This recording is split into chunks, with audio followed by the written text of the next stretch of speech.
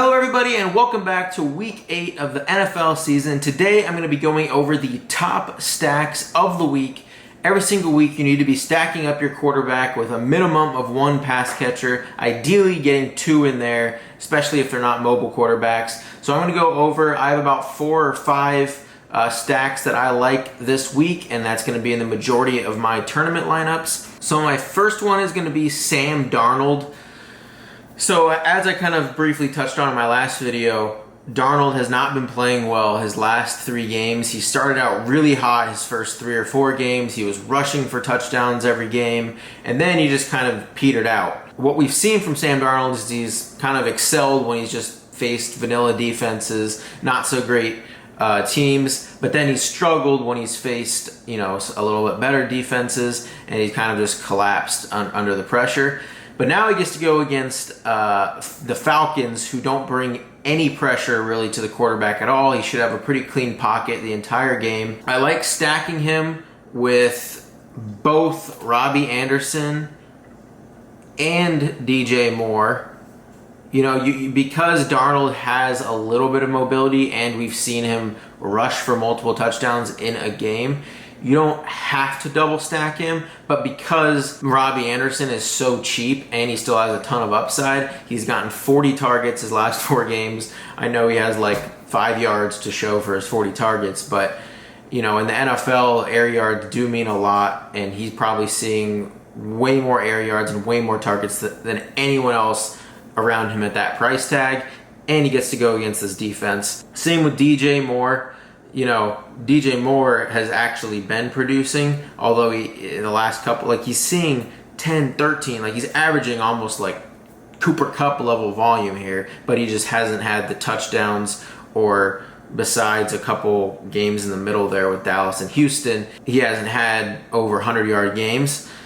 But I like going back to him here. I think this is a really good game script for both the Panther side and the Falcons side, because I do like Matt Ryan as well. And so, if whether you double stack or single stack with Anderson and Moore, I do think you need to bring it back with either Ridley or Pitts.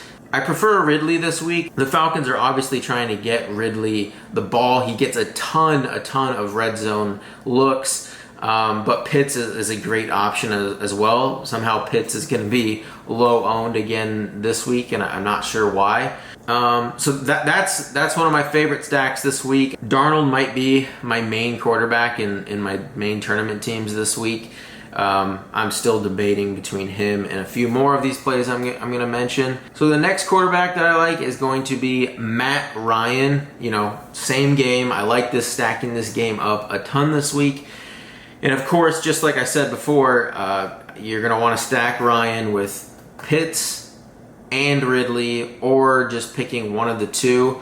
If I do a single stack with Matt Ryan, I'm mostly always going to use Ridley this week. I just think he has a bit better of a matchup, whereas Kyle Pitts, the Panthers have been pretty solid against the tight end position, and with Ridley only being $300 more, I would just prefer him slightly, but Pitts is still a great tight end play.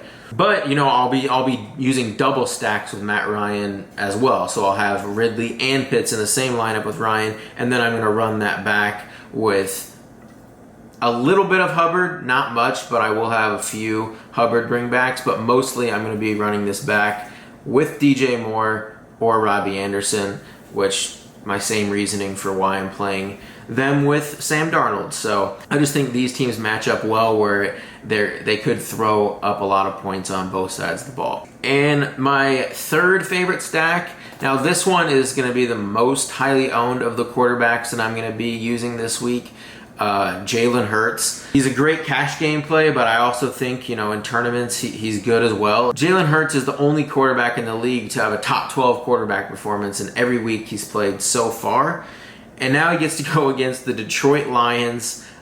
I think this, you'll see, I like Jared Goff as well. So this is my second favorite game. All 4 of my quarterback plays are within 2 games. My plan this week in tournaments is to play a bunch of the Philly-Detroit game, a bunch of the Falcons-Panthers game, and then I'll just get my one-off plays like, pick like Darrell Henderson from the Rams to get Rams exposure. Just pick my one-off plays from the other games, but I love the game scripts of these two games that I'm talking about today. So with Jalen Hurts, you don't necessarily need two pass catchers just because he offers so much mobility, and a lot of the times that's how he's going to hit his ceiling, is through rushing for touchdowns, and that doesn't help his pass catchers. That actually hurts them. He just hasn't shown me that he can support. He's barely been able to support one pass catcher and have them like relevant in fantasy. So I just don't really want to use like Devontae Smith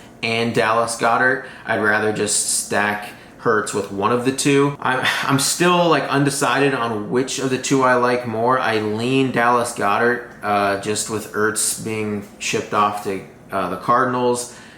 In his first game back, he saw 5 targets, so nothing crazy, but he had 3 catches for 70 yards. And now Goddard has an even better matchup than he did last week against the Raiders. So I prefer Goddard to Smith, but I'll have plenty of both just because I'm going to have a lot of Jalen Hurts. If I do double stack, which I don't think I'll be doing much of with Jalen Hurts, I honestly like doing it more with Kenneth Gainwell, who's a really good value play at the running back position. He catches a lot of balls out of the backfield. I could actually see him being utilized more as like a receiver almost, and Boston Scott being used like on the ground more. Last week he had 8 targets when Sanders went down, and he had still 5 rushing attempts. I still think Gainwell can get 5+ rushing attempts, maybe a few goal line touches, but then also add a lot in the passing game, which is why I'm okay stacking Gainwell with Hurts. So you could do like Jalen Hurts, Gainwell, and we can put Devonta Smith in this one, and then I like running it back with TJ Hawkinson. Now that I'm actually like building out some Jalen Hurts lineups, I'm realizing I actually prefer Devonta Smith over Dallas Goedert because Hawkinson is one of my favorite tight end plays of the week. He matches up extremely well with the Eagles. Last week we saw Darren Waller get ruled out, and then his backup Foster Moreau goes in there and has 6 for 60 and a touchdown. The Eagles just have not been able to stop the tight end position all year long, besides the one game where they like basically sold out to stop Kelsey, and that's when Tyreek Hill had 3 touchdowns. But other than that Tyreek game, they have not been giving up production to the wide receiver position. They've been giving it up to running backs and the tight end. So I guess in the lineups that I play Goddard over Devonta Smith, in that lineup I might run it back with like DeAndre Swift instead of Hawkinson, because I also think running backs are really good plays against the Eagles. We've seen what DeAndre Swift has been doing. DeAndre Swift is like you get like a running back and receiver in the same slot, because he's getting goal line work, he's getting 13+ rushing attempts, and he's getting 7+ targets. He's a complete workhorse in this offense. And so, you could do like a stack like this. And then on the other side of the ball, I love Jared Goff. Right now I think it's between Jared Goff and Sam Darnold for me for like my main tournament lineup and like my Millie Maker lineup. I just think Jared Goff is set up really well. I think the Lions could actually get their first win here against the Eagles at home. I like stacking. The thing is I don't like any of his receivers. I think Khalif Raymond, if he was cheaper, like in the 4K, but I'm not paying $5,300 for Khalif Raymond with players like T. Higgins $500 cheaper. I'm not going to do that. So if I'm playing Jared Goff, I'm playing Hawkinson, probably in every Jared Goff lineup I make.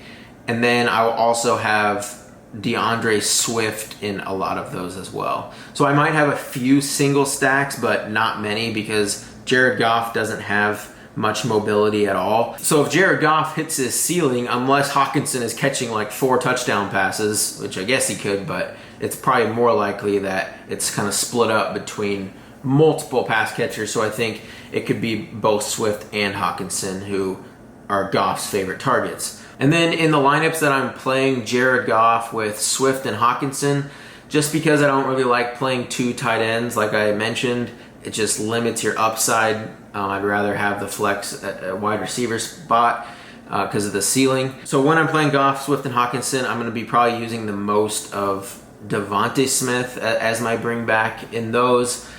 Devontae Smith, you know, he's still the Heisman winner, and he's still getting a lot of targets. He just hasn't really produced besides that first game when he scored a touchdown. He hasn't done anything since, but he still has a 122-yard game in there, and he's getting peppered with targets. I think he could finally have his breakout spot here against the Lions.